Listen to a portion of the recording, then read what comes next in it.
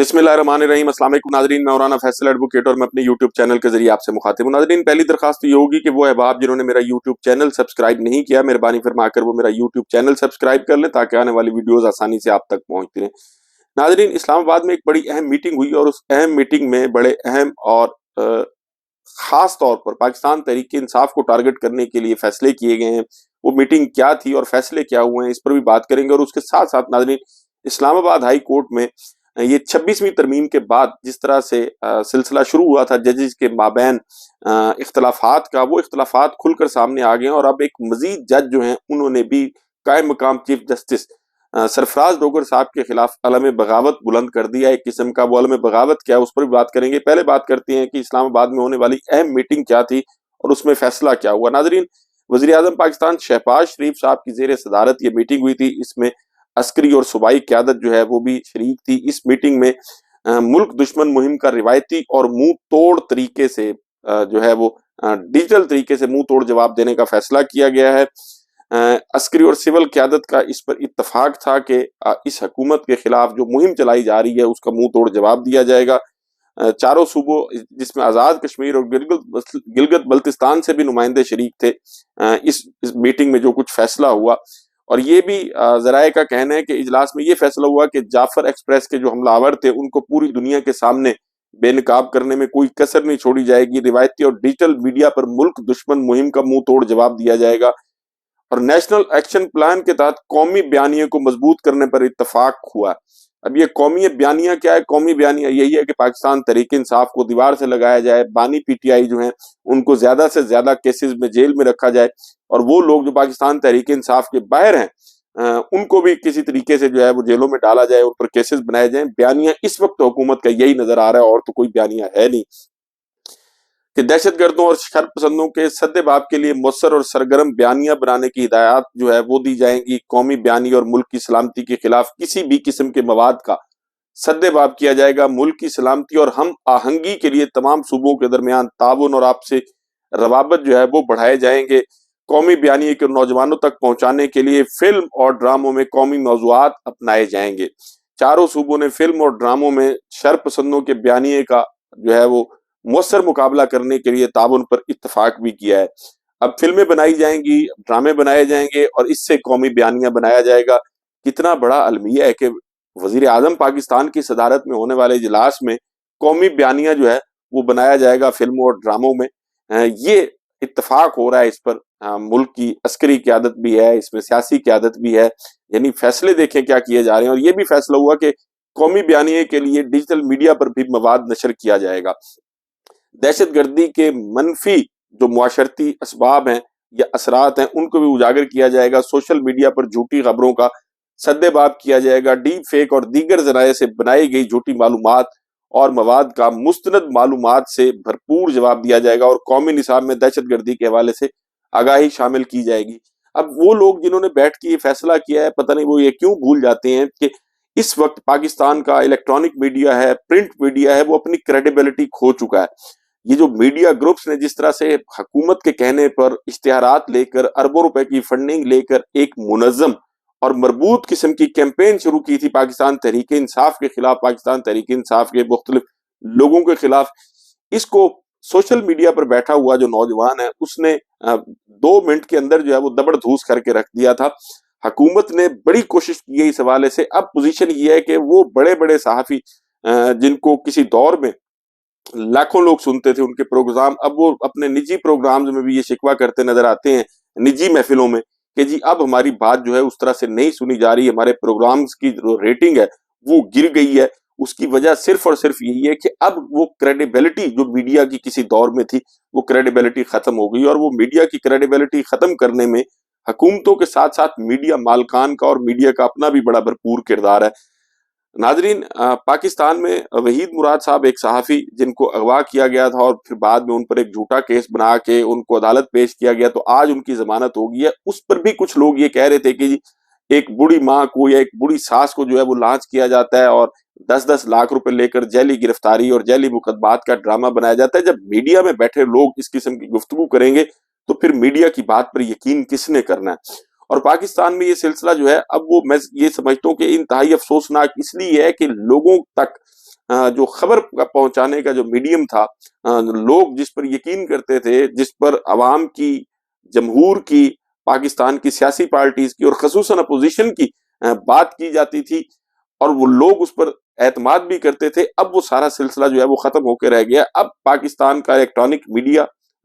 جس میں news channel شامل ہیں اور اس کے ساتھ ساتھ ناظرین پرنٹ میڈیا جو اخبارات شائع ہو رہے ہیں، اب ان پر لوگوں کا اعتماد جو ہے وہ تقریباً ختم ہو کے رہ گیا ہے۔ اب لوگ بجائے الیکٹرانک میڈیا اور پرنٹ میڈیا پر انحصار کرنے کے اور ان پر یقین کرنے کے، اب لوگ سوشل میڈیا کی طرف آ گئے ہیں، اور سوشل میڈیا جو ہے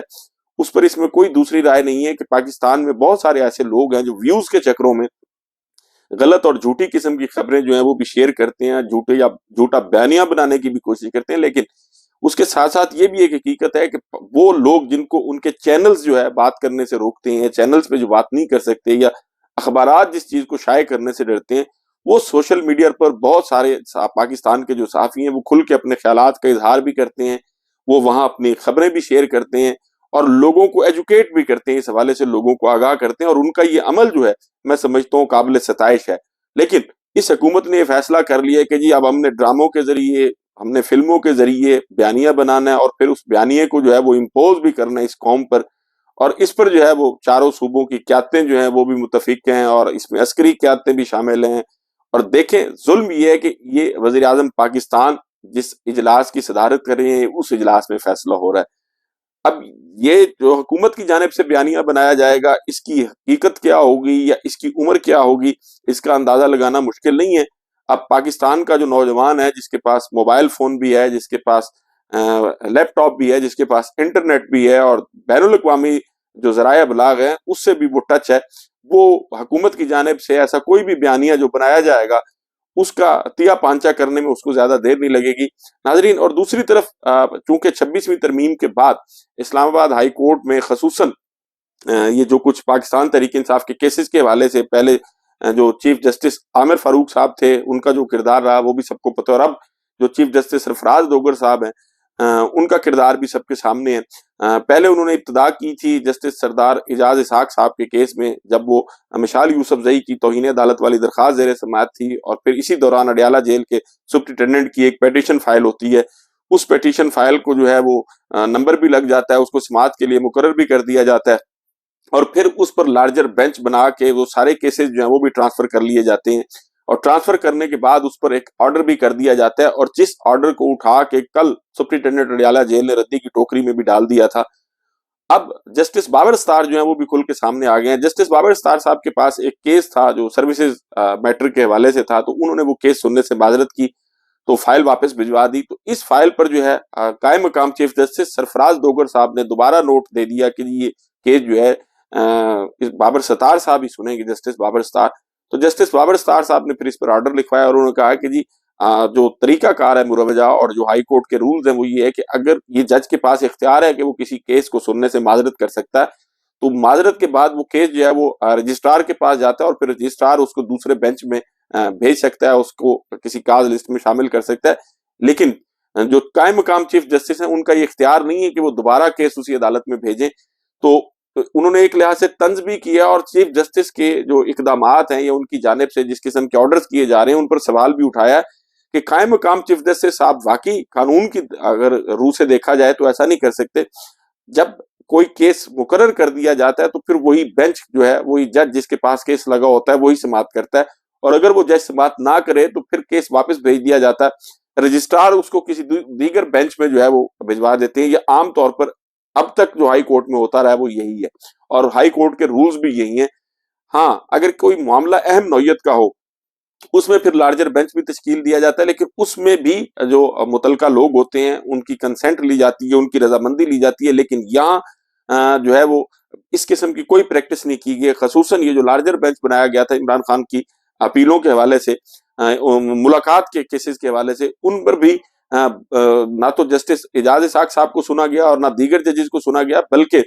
سی پی سی کے جس سیکشن کے تحت جو ہے وہ اس سارے معاملے کو پروسیڈ کیا گیا وہ ایڈوکیٹ جنرل اسلام آباد نے بھی کورٹ میں تسلیم کیا کہ اس سیکشن کے تحت جو ہے یہ درخواست بنتی نہیں تھی، لیکن سرفراز دوگر صاحب جو ہے وہ چونکہ اس وقت قائم مقام چیف جسٹس ہیں اور ان کو لے کے آنے والے لوگ جو ہیں وہ بھی شاید طاقتور ہیں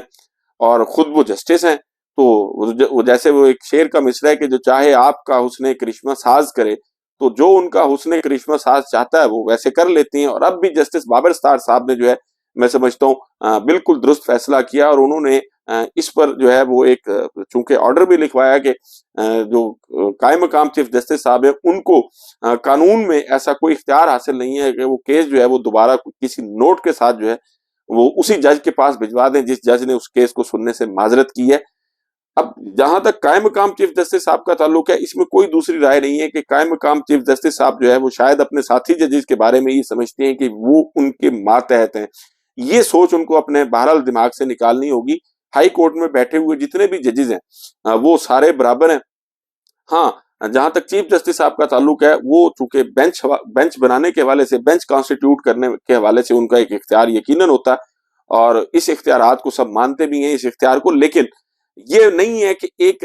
بینچ بنا دیا جائے اور پھر اس بینچ میں اگر کوئی کیس فکس ہو جائے تو وہ بینچ جو ہے وہ خود سے ختم کر دیا جائے، یا اس میں کسی دیگر جج کو شامل کر دیا جائے، یا وہ بینچ جن کیسز کو سن رہا ہے وہ کیسز جو ہے وہ کسی دوسری عدالت میں شفٹ کر دیے جائیں. یہ تمام تر عمل میں سمجھتا ہوں نہ صرف غیر قانونی ہے، غیر آئینی ہے، بلکہ جو مسلمہ یا جو عدالتی روایات ہیں یہ ان کی بھی خلاف ورزی ہے. اور بدقسمتی یہ ہے کہ اسلام آباد ہائی کورٹ میں جو قائم مقام چیف جسٹس ہیں وہ ان عدالتی روایات کی پاسداری کرنے میں ناکام نظر آ رہے ہیں. اور صرف ناکام نظر نہیں آ رہے بلکہ دنیا کے سامنے، خصوصاً پاکستان میں جو ایک وکلا کمیونٹی ہے ان کے سامنے جو ہے مذاق بھی اڑایا جا رہا ہے ان کے ان اقدامات کا. ناظرین، ایک طرف یہ سب کچھ ہو رہا ہے اور دوسری طرف جو ہے وہ ایک تو پاکستان میں جو صحافیوں کے خلاف مقدمات بنائے جا رہے تھے، وحید مراد صاحب کا جہاں تک تعلق ہے ان پر جو ہے 2 دن کا ان کا جسمانی ریمانڈ دیا گیا تھا، اور پھر جسمانی ریمانڈ کے بعد ان کو جوڈیشل کیا گیا، بالآخر آج ان کی بیل ہو گئی. لیکن فرحان ملک صاحب جو ہیں وہ اتنے خوش قسمت نہیں ہیں، ان کو ایک کیس میں جوڈیشل کیا گیا لیکن ان کو دوسرے کیس میں گرفتار کر کے جو ہے وہ ریمانڈ حاصل کر لیا گیا تھا. اس پر عدالت نے برہمی کا بھی اظہار کیا کہ جب ایک کیس میں جوڈیشل کیا گیا تو عدالت کو مطلع کیے بغیر دوسرے کیس میں ان کی گرفتاری کیوں ڈالے گی. لیکن ساتھ میں بری خبر یہ بھی ہے کہ وہ کیس جس میں ان کو جوڈیشل کیا گیا تھا اس میں ان کی درخواست ضمانت جو ہے مسترد کر دی گئی ہے، خارج ہوگی ان کی درخواست ضمانت. تو لگتا یہی ہے کہ جو عید ہے وہ فرحان ملک صاحب جو ہے وہ شاید جیل میں گزاریں گے. اور پھر اس پر سب سے بڑا جو ظلم ہے وہ یہ ہے کہ پاکستان پیپلز پارٹی کے رہنما ہیں قمر زمان کائرہ صاحب جو ہے وہ بڑے ایک سینئر سیاستدان ہیں اور ان کا پاکستان کے سیاسی حلقوں میں احترام بھی ہے، لیکن وہ بظاہر جو ہے اس قسم کی گرفتاریوں کو اور پولیس اور اداروں کی جانب سے اس قسم کے کیے گئے غیر قانونی اقدامات کو ڈیفینڈ کرتے ہیں. اور پاکستان میں چونکہ پہلے بھی انہوں نے ایک دفعہ یہ بات کی تھی کہ تشدد جو ہے وہ ریاست کا ہتھیار ہوتا ہے، تو اب بھی وہ وکالت کی جا رہی ہے. اسی طرح خواجہ آصف صاحب جو ہیں وہ بھی وکالت کرتے نظر آتے ہیں کہ حکومت کی جانب سے جو اقدامات کیے جا رہے ہیں خصوصاً صحافیوں کے ساتھ جو کچھ کیا جا رہا ہے، جس طرح کیسز بنائے جا رہے ہیں، ان کے گھروں میں داخل ہو کے توڑ پھوڑ کی جا رہی ہے، ان کے جو فیملی ممبرز کو اغوا کیا جا رہا ہے. تو اب جب ملک کا وزیر دفاع اداروں کے اس قسم کے غیر قانونی غیر آئینی اقدامات کی حمایت کرے گا یا ان سے جو ہے ان پر آنکھیں بند کرے گا تو پھر باقی جو لوگ ہیں ان سے کسی کا کیا شکوہ ہو سکتا ہے. ناظرین، یہ ساری چیز جو ہے وہ بڑی افسوسناک ہے. حکومت یہ بیانیہ بنانے کی کوشش کر رہی ہے کہ جی پاکستان تحریک انصاف جو ہے وہ ملک دشمن ہے اور پاکستان تحریک انصاف کے لوگوں کا جیل میں رہنا جو ہے وہی شاید اس ملک کے لیے سب سے زیادہ فائدہ مند ہے. اور دوسری طرف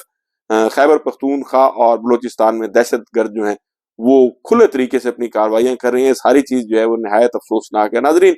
اللہ کرے پاکستان میں وہ دن جلد آئے جب ادارے جو ہے وہ اپنی ڈومین میں اپنے قانونی اور آئینی جو اختیارات ہیں ان کے مطابق اپنے اپنے دائرہ کار میں کام کریں. اللہ کرے گا وہ دن جلد آئے گا جب ایسا ہوگا اور پاکستان کی منتخب اور جو جمہوری لوگ ہیں جن کو اس ملک کے لوگوں نے منتخب کر کے حکمرانی کا مینڈیٹ دیا ہے وہ اس ملک پر جلد حکمرانی کریں گے. ناظرین، آپ سے ملاقات ہوگی اگلی ویڈیو میں. اپنا اور اپنے ارد گرد کے لوگوں کا بہت خیال رکھیے گا. اللہ حافظ.